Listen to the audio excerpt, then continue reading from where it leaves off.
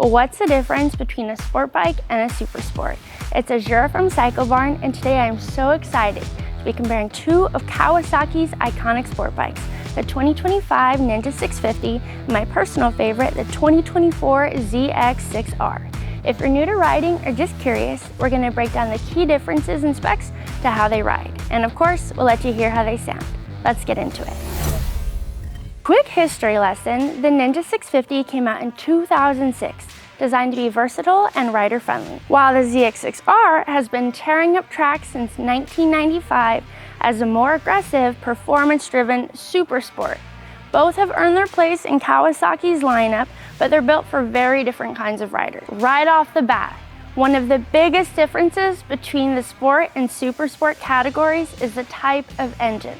The Ninja 650 has a parallel twin engine with 649 cc's, which puts out about 67 horsepower and 48 pound-feet of torque. This engine type is known for being smooth and providing solid power delivery at lower RPMs, making it great for riders transitioning from beginner bikes, commuting, and weekend fun. It's also easier to handle for newer riders because the power delivery is more predictable and less aggressive. The ZX-6R is a super sport, which basically means it's a race bike that's made for the road. It comes with a 636cc inline-4 engine that cranks out 122 horsepower and 52 pound-feet of torque.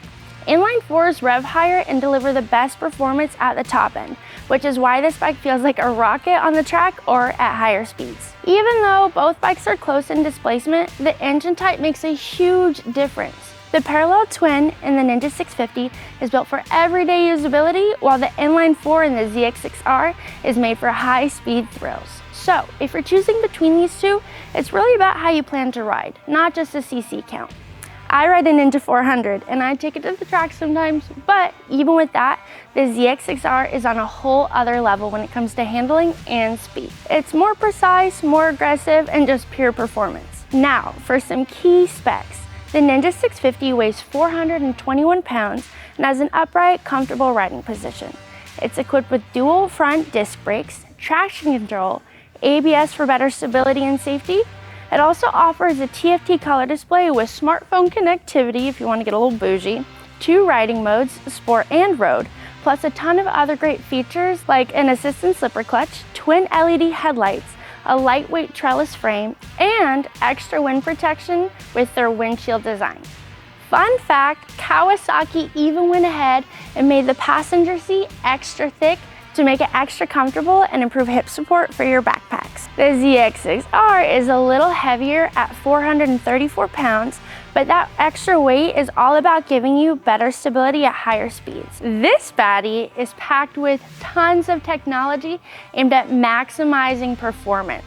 It also features Kawasaki's quick shifter, traction control, intelligent anti-lock brake system, a sleek TFT display, multiple power modes, and a lap timer. Super high tech for the track. Plus, it also has new styling with 3D interwoven bodywork that even Kawasaki refers to as beautifully aggressive. Okay, for my shorter riders, the Ninja 650 has a seat height of 31.1 inches.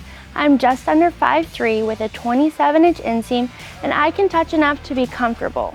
The ZX-6R, on the other hand, sits at 32.7 inches, and you can definitely feel the height difference as it's more of a tiptoe situation at lights or in traffic, but if you're used to it, it's definitely manageable. All right, let's hear how these bikes sound.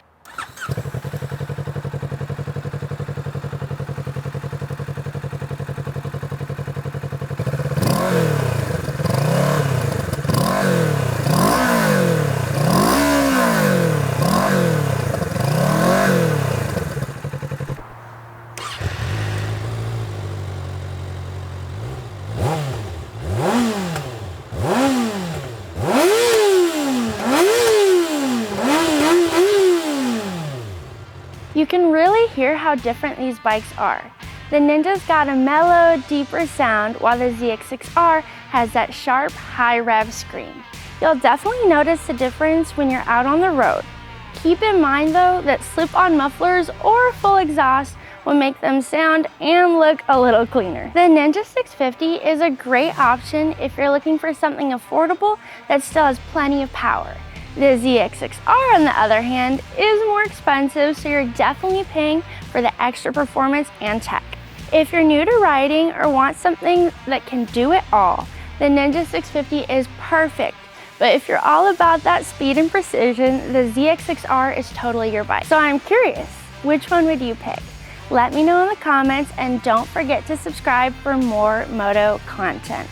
Thanks for watching, and as always, if you're in the Washington area, stop on by Cycle Barn and check out a huge selection of inventory for yourself.